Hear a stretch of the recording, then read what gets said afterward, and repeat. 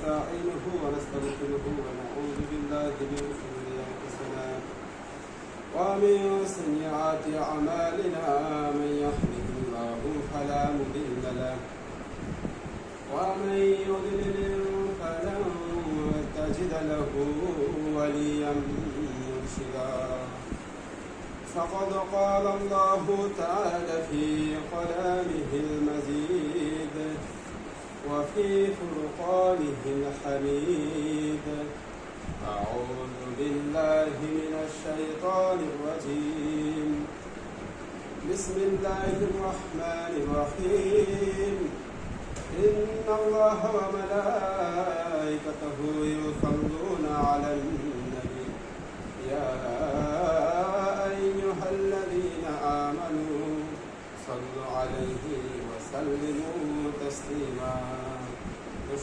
اللهم صل على محمد وعلى آل محمد كما صليت على إبراهيم وعلى آل إبراهيم إنك حميد مجيد اللهم بارك على محمد وعلى آل محمد كما باركت على إبراهيم وعلى آل إبراهيم إنك حميد مجيد أعوذ بالله من الشيطان الرجيم بسم الله الرحمن الرحيم ألف لام ميم أحسب الناس أن يتركوا أن يقولوا آمنا وهم لا يفتنون ولقد فتنا الذين من قبلهم فليعلمن الله الذين صدقوا وليعلمن الكاذبين صدق الله المولى العظيم. وعن خطب الألف رضي الله تعالى عنه أنه قال شقونا لرسول الله صلى الله عليه وسلم وهو متوسد غربات له في ظل الكعبة إلى আমরা মহান আল্লাহ তাআলা দরবারে শুকরিয়া আদায় করতেছি যে আল্লাহ তাআলা আমাদেরকে তার পবিত্র ঘর মসজিদে যে আল্লাহ তাআলা আমাদেরকে তার কিছু গুনাহগার বান্দাকে পবিত্র জায়গায় আল্লাহ তাআলা আমাদেরকে সে অনুসারে তৌফিক এনায়েত করেছেন। সেই জন্য সে আল্লাহ পাকের দরবারে মনিবের শানে আমরা সালাম পাঠাই, আমরা শুকরিয়া আদায় করতেছি, বলতেছি আলহামদুলিল্লাহ। আর স্পষ্ট ভাষায় আরো সেজদা বুজুর অন্তর নিয়ে বলতেছি আলহামদুলিল্লাহ আলহামদুলিল্লাহ। অগণিত দরুদ জাহানের বাদশা সাইয়্যিদুল মুরসালিন আখির নবী আখির আম্বিয়ার শানে আমাদের একমাত্র কি মুহাম্মদ কিয়ামতের সেই কঠিন হাসরের ময়দানে তিনি সুপারিশকারী বন্ধুর শানে পাঠাই সাল্লাল্লাহু আলাইহি ওয়াসাল্লাম। মহান আল্লাহ তাআলার নবী আমাদেরকে আল্লাহ তাআলা দিয়েছেন কি হিসেবে রহমত করে। বিশ্বনবী সাল্লাল্লাহু আলাইহি সাল্লাম কেমন নবী ছিলেন? আপনার আমার নবী আখির জামানার পয়গম্বর কেমন ছিলেন? বিশ্বনবী সাল্লাল্লাহু আলাইহি সাল্লাম একবার কোন এক মজলিসে বক্তব্য দিচ্ছেন, বক্তব্য দিতে দিতে তিনি হঠাৎ বলে ফেললেন, এই মাত্র এই মজলিসে একজন আল্লাহ তাআলার বান্দা প্রবেশ করবে, সেই বান্দা জান্নাতি। সুবহানাল্লাহ। সবাই অবাক তাকায়, কে সেই মানুষটা? কিছুর পরে একজন আনসারী মানুষ প্রবেশ করবে, সবাই তার দিকে তাকায়, সে জান্নাতি। আরেকটা মজলিসে বিশ্বনবী ইসলামের বক্তব্য দিচ্ছেন, তিনি হঠাৎ তিনি বললেন, এই মাত্র একটা মজলিসে এই মজলিসে প্রবেশ করবে একটা আনসারী সাহাবী, সেই মানুষটা জান্নাতি। ওই সাহাবী আবার প্রবেশ করেছে, সবাই অবাক, দুইটা মজলিস হয়ে গেল।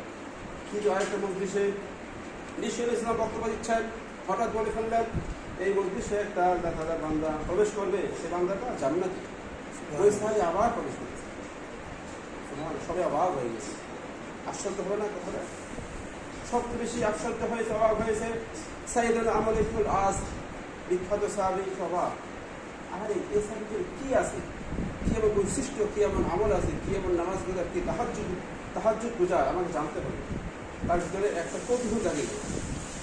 সে তখন বাসায় চলে গেছে, বাসা থেকে ওই সাহাবী বাসাকে হাজির, বলতেছে আসসালামু আলাইকা ইয়া রাসূলুল্লাহ। সাহাবী রাসূলের সাহাবী, আপনার প্রতি আল্লাহ সালাম। আমি বাসা থেকে চলে এসেছি, আমার বাসায় আমার পিতার সাথে ঝগড়া হয়েছে, বাইরে কলহ করে চলে এসেছি আপনার বাসায় মেহমান হতে চাই। বলতেছে ইয়া মোবারক আহলান ওয়া সাহলান, চলে আসুন বাসায়, এই যে একটা ঘর আছে এখানে থাকবেন, এখানে আমি থাকবো। তার হচ্ছে অন্তরে খায়েশ যে বান্দার ভিতরে দেখবে আসলে সে আমলটা কী করে, যেই কারণে রসুল্লাহ তাকে কী করেছে জান্নাতি বলে ঘোষণা দিয়েছে। আমলটা সে জানবে, সে শিখবে, সে আমল করে। সুবহানাল্লাহ। সেই সাহাবী দেখতেছে একদিন চলে গেল, তার ভিতরে কোনো আমল পেল না। দ্বিতীয় দিন চলে গেল, কিছু ভালো আমল পাওয়াই গেল না। তৃতীয় দিন চলে গেল, নামাজ কালাম করতেছে, সব কিছু করতেছে, সবাই করতেছে, জান্নাতি সাহাবী। তৃতীয় দিন চলে গেল, এখন তার বাড়ি যাওয়ার পালা। এখন তার ভিতরে কথা ঢোকায় আর কোনো লাভ নেই, ঠিক না? এখন সে বলে ফেললাম, হ্যাঁ সাহাবী, আনসারের সাহাবী, আমার হচ্ছে ভাই ছিল রসুল্লাহ তোমাকে কিন্তু সে জান্নাতি বলে ঘোষণা করে। আমি এটা জানার জন্য এসেছি তুমি এমন কি আমল করো, জানার জন্য এসেছি। সে আমলটা আমাকে শেখাও। সে বলতেছে আমি তো সকালে উঠে ফজর সালাত করি, রাত্রে তাহাজ্জুদ সালাত করি, জোহরের নামাজ পড়ি জামাতের সাথে, ভালো ভালো কাজ, জিকির আজকার সব কিছু করি।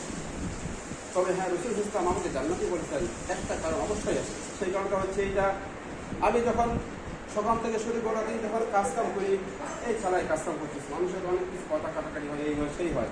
মানুষ আমাকে গালিগালাজ করেছে, আমাকে নিজেকে বিপদ করেছে, আমাকে নিজেকে ফাঁসে কথা বলেছে। তার উপর কোনো খায়েশ, অহংকার, কোনো কিছু ভিতরে আমি লুকাই রাখি না, মানে ভিতরে আমি রাগ পুষে রাখি না, সকলকে মাফ করে দিই আল্লাহ। একটা প্রশান্ত আত্মা নিয়ে আমি বিছানায় ঘুমাতে যাই। ভালো, এই জন্য রসুল ইসলাম আমাকে জান্নাতি বলে ঘোষণা করেছে। ভালো, আমরাও যদি হাদিস থেকে আমাদের শিক্ষা হচ্ছে এটাই, আমরাও যদি আমাদের সাথে কেউ আমাকে গালিগালাজ করেছে, সকলের উপর থেকে রাগ সব মিটাই দিলাম আল্লাহ তাআলার ওয়াস্তে। একটা প্রশান্ত আত্মা নিয়ে যদি ঘুমাতে যায়, তাহলে আল্লাহ তাআলা যদি ওই রাত্রে মারা যায়, তাহলে আমরা জান্নাতি হয়ে যাবো। এগুলো সাহাবীদের আমল আখলাক। আর একবার বিষ্ণু ইসলাম রাস্তা দিয়ে তিনি হাঁটতেছেন, দেখেন তিনি রাস্তা দিয়ে হাঁটতেছেন, হাঁটতে হাঁটতে একজন ভিক্ষুক এসেছে, বলতেছে ইয়া মুহাম্মদ কুলি মিন মালিকা, ইয়া রাসূল আপনি আমাকে কিছু দান করুন বাইতুল মাল থেকে। মানে হচ্ছে রসুল ইসলাম খাসিয়া এক দেশে তিনি নাজরাত দেশে তিনি জোব্বা পড়তেন, মানে চাদর করেছিলেন, এমন ধরে টান দিয়েছে সে ভিক্ষু ফায়দা দিয়ে, সাথে সাথে রসুল ইসলামের এখানে একটা সন্ধ্যা পিঠে গিয়েছে। রসুল ইসলাম কিছু বললেন, কিছু বলেন নাই, রসুল ইসলাম কিছু বললেন না, শুধু তার দিকে তাকিয়ে একটু মুসকি হেসে দিয়েছে। বললেন ইয়া কথা একটা মুসকি হেসে বললেন যে ওই দিয়ে যাও, বাকি মাংস কিছু নিয়ে যাও। ভালো, আমাদের মতো অবস্থা কি হইতো, হ্যাঁ সবাই দাবি সব ফালাই দিত, কথা হইলে ফালাই দিতে আসছে আমাদের মারবে, কোনো কথা হইলো আমার আঘাত করবা কেউ মানতে পারতো। রসুল ইসলাম আমার তাআলা রহমত করে পাঠিয়েছেন দুনিয়ার জন্য। সুবহানাল্লাহ, সুবহানাল্লাহ। বিষ্ণু ইসলাম আরেকটা ঘটনা শুনুন। আখির জামানার পয়গম্বর বলতেছেন, ওমর ফারুক থেকে হাদিসটি বলে, এটা সহিহ হাদিস, বুখারী শরীফের হাদিস। এটা তিনজন আল্লাহ তাআলার গোলাম, তারা হাঁটতেছে, হাঁটতে হাঁটতে কোথাও যাবে উদ্দেশ্যে হাঁটতেছে, হাঁটতে হাঁটতে ঝড় আর প্রবল একটা হচ্ছে মানে বৃষ্টি আরম্ভ হয়ে গেল। তারা কোথায় যাবে এখন, যাওয়ার কোনো জায়গা না পেয়ে তারা একটা পাহাড়ে গুহা গেল, বিশাল বড় গুহা, সেখানে গিয়ে তারা আশ্রয় নিল। আশ্রয় নিল, সেখানে একটা বিশাল প্রস্তর পড়লে এসে সেই গুহার মুখটা আটকে দিয়েছে। তাদের এখন নিজেদের জীবন মৃত্যুর অবস্থা, তারা কি করবে এখন?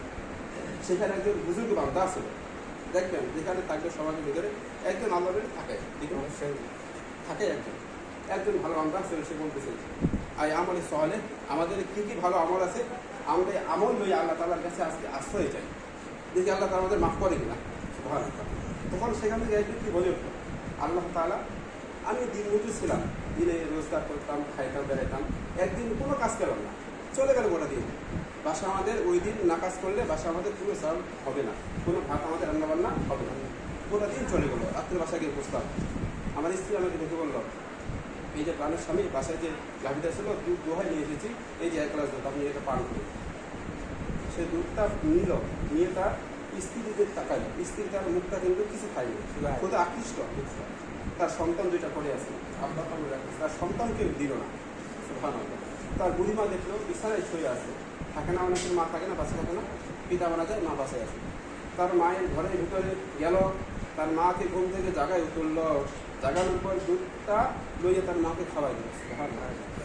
সে বলতেছে আল্লাহ তাআলা আমি আবার পারলে কিন্তু আমার স্ত্রীকে খাওয়াতে পারতাম, সন্তানকে খাওয়াতে পারতাম, শুধু তোমার সন্তুষ্টির জন্য আমি কাউকে খাওয়ালাম না, আমার মাকে খাওয়াইছি। আল্লাহ তাআলা এই কাজটা যদি তোমার কাছে পছন্দ হয়ে থাকে, আল্লাহ আজকে পাথরটা গ্রহণ মুখ থেকে সরে দাও। বিশ্ব ইসলাম বলতেছেন, বলার সাথে সাথে পাথরটা গ্রহণ মুখ থেকে সরে গেল। মানুষ বেরোবার তখন রাস্তা তৈরি হয় না, একটু সরে গেছে। সুবহানাল্লাহ। আরেকজন বান্দা বলে উঠলো, আল্লাহ তাআলা আমি একটা মেয়ের প্রতি আকৃষ্ট ছিলাম। কি ছিলাম? প্রেমের টাইমে আকৃষ্ট ছিলাম। চাচাতো বোন, হাদিস শরীফে এসেছে, চাচাতো বোন ছিল। আল্লাহ তাআলা আমি তাকে কিছু টাকা অর্থ করি বিনিময়ে তাকে রাজি করেছিলাম। রাজি করার পরে যখন তাকে আমি নিয়ে বদ্ধ করে রওনা হয়েছি, সব দরজা বন্ধ করে দিয়েছি। এখন ভিতরে কেউ নাই, আল্লাহ তাআলা আছে, আমি আছি, আর সেই মেয়েটা আছে, আর কেউ নাই।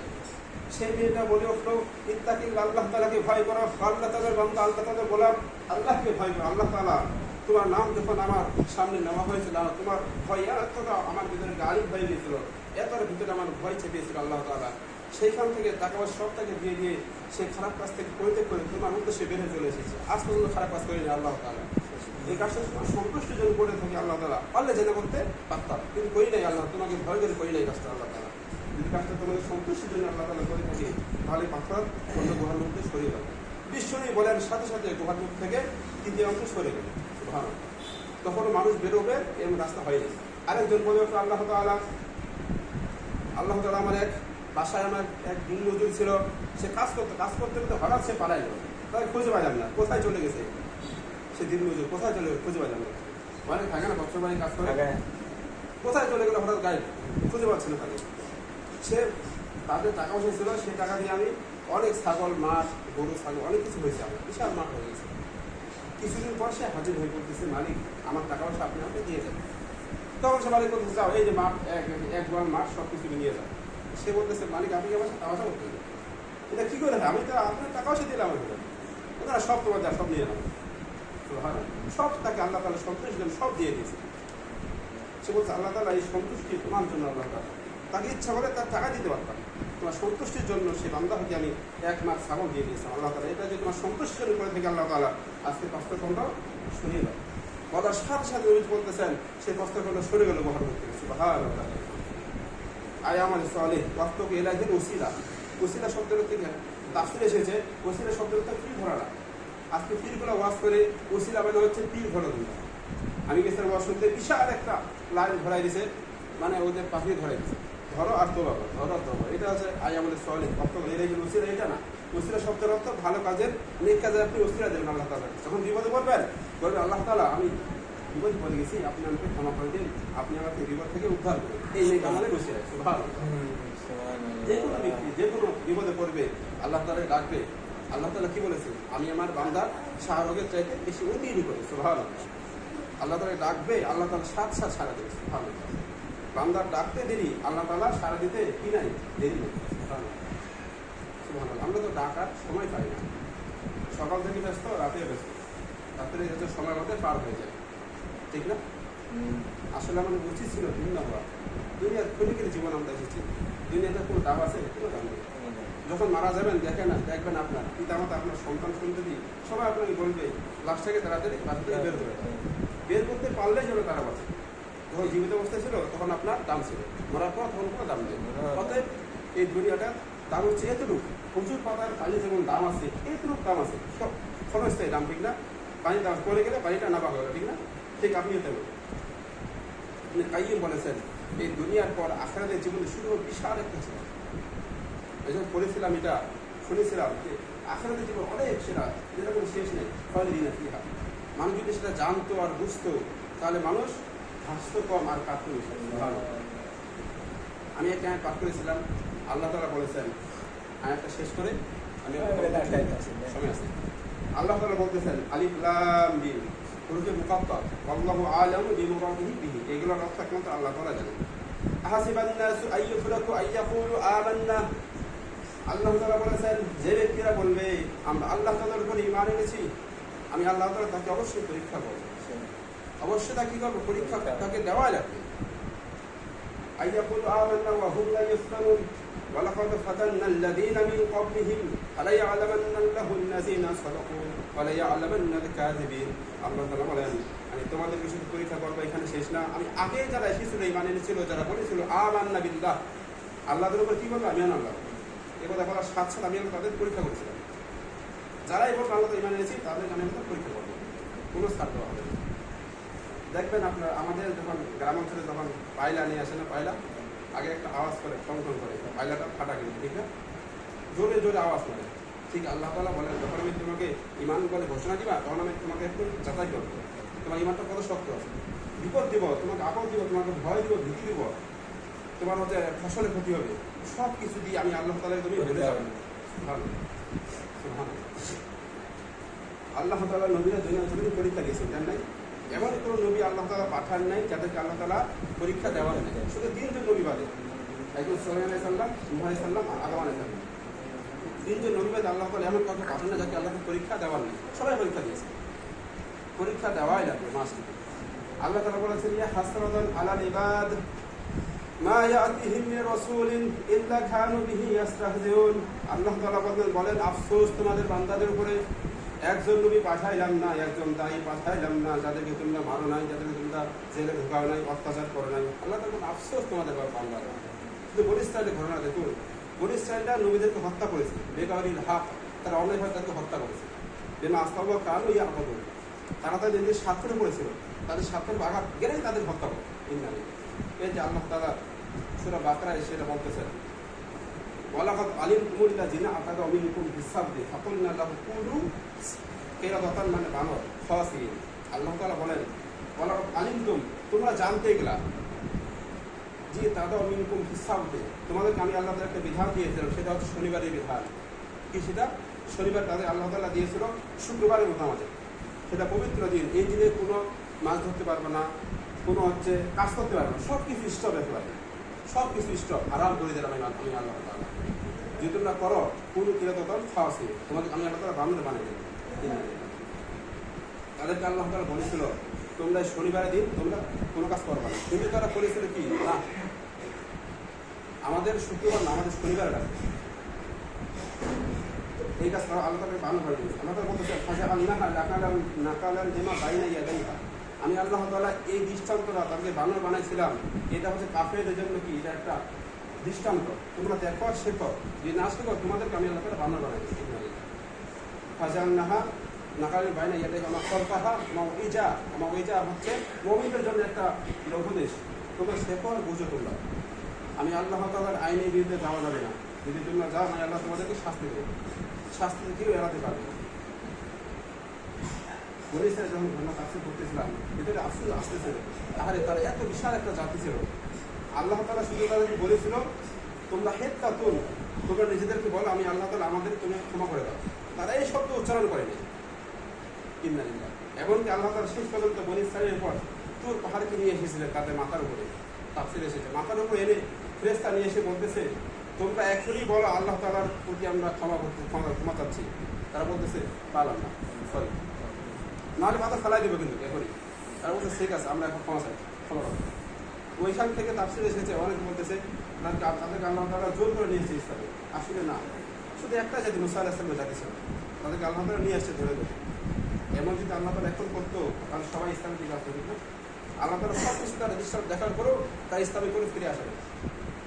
ইসলামটা একটা নিয়ামত, আল্লাহ তাআলা যাকে এই নিয়ামত দান করবেন সে ব্যক্তি হিরাক্ষণ্ড হয়ে যায়। লিমান শাআ মিনকুম আইয়াস্তাকিম, যে ব্যক্তি ইমানের পথে চলতে চায়, দ্বীনের পথে চলতে চায়, তার নিজের খায়েশ, ওমা তাশাউনা ইল্লা আইয়াশা আল্লাহ, যদি আল্লাহ তাআলা যদি না চায় সে ব্যক্তি দ্বীনের পথে চলতে পারবে না।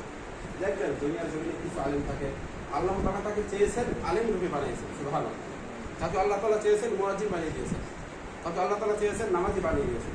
নিজের চাইতে হবে, আল্লাহ তাআলাকেও চাইতে হবে, তাহলে সেই ব্যক্তি মুত্তাকি হবে, সুবহানাল্লাহ। আপনি শুধু বাসায় বলতেছেন সবাই নামাজ পড়ো নামাজ পড়ো, তাদের ভিতরে খায়েশ নাই আমি নামাজ পড়বো না, তাহলে তাই ব্যক্তি নামাজি হইতেই পারবে না। তার ভিতরে খায়েশ আসা লাগবে। আল্লাহ তাআলা বলতেছেন খায়েশ আসলে আল্লাহ পাক তাকে মুত্তাকি বানাবে। এই কোরআনটা কি জানেন? এটা হচ্ছে আপনি যত এর কাছে আগে আসবেন তত আপনার ভিতরে একটা নূর চলে আসবে, সুবহানাল্লাহ।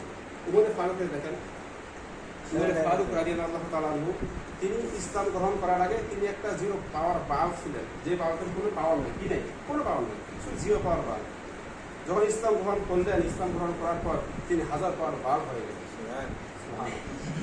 ইসলাম গ্রহণ করার পর তিনি কাবার চত্বরে এসে দাঁড়িয়ে বলেছিলেন, ও কাফেররা, ও আবু জেহেল, তোমাদের কার বুকে পাঠা আছে, আমার সামনে তোমরা আজকে আসো, দেখি কার এত সাহস আছে। সে লড়াই একবার তকবীর একটা আওয়াজ দিয়েছিলেন, সেই আওয়াজে আবু জেহেল ভয়তে ভিতরে লুকাইছে। সবাই ভয় লুকাইছে, তাকে খুব ভয় পাইছে।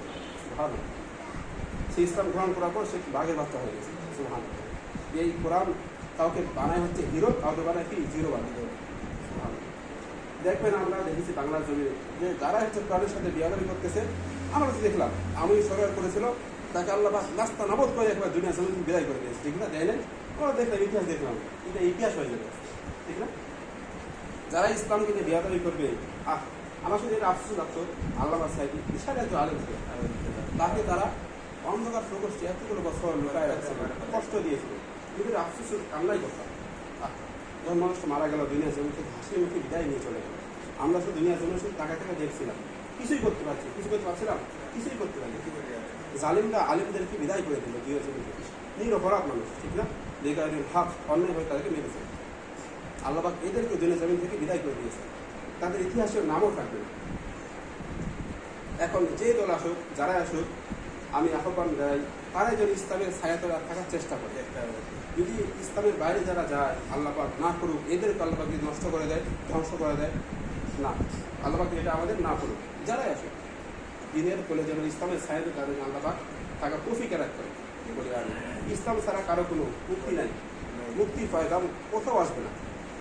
আল্লাহ তাআলা বলেছেন, হামিম ওয়া আনজালনা আলাইকাল কিতাবা লিতাশকা। নবীজি বলেছেন, আল্লাহ তাআলা বলেছেন, এই কিতাব হচ্ছে কি জানেন? এই কিতাব আমাদের কাছে আল্লাহ পাক পাঠিয়েছেন আমাদের ভাগ্যটা চমকাই দেওয়ার জন্য। সুবহানাল্লাহ। আমরা হচ্ছে হীরকখণ্ড, আল্লাহ তাআলা বলেছেন কি আমরা হীরকখণ্ড। আমরা যদি কোরআন থেকে পিছাই যাই, আল্লাহ আমাদেরকে জিরো বানিয়ে দেবে। আমরা দুনিয়া যদি শাসন করেছিলাম এক সময়, ভারত ভূখণ্ডে আমরা 850 বছর শাসন করেছিলাম। এখন আমরা কই? আমাদের এখন অস্তিত্ব সেখানে নেই, আমরা এখন সংখ্যালঘু সেখানে আছি। ভারতের বিহারে অনেক মানুষ সেখানে মারতেছে, আর এগুলো শুধু আফসোস হয়, বিহারের মানুষদেরকে অকাল করে তারা মারতেছে। মুসলমান গরু গোস্ত খালে তাকে পিটায়, বাংলার জমিনে আমরা হিন্দুদের কোনো পিটাইছি, কখনো ইতিহাস আমাদের এটা পাওয়া যাবে না। বাংলার জমিনে হিন্দুগুলা দেখছিলাম আমাদের হচ্ছে সরকার শহরে সবাই মন্দিরের নিচে কোরআন শরীফ তারা লুকা রেখেছিল, পানি পা দিয়েছিল। এটা কারা করেছিল? এটা হচ্ছে হিন্দুগুলাই করে। সাম্প্রদায়িক আমরা করি, ওরাই করে নিজে নিজে, ঠিক না?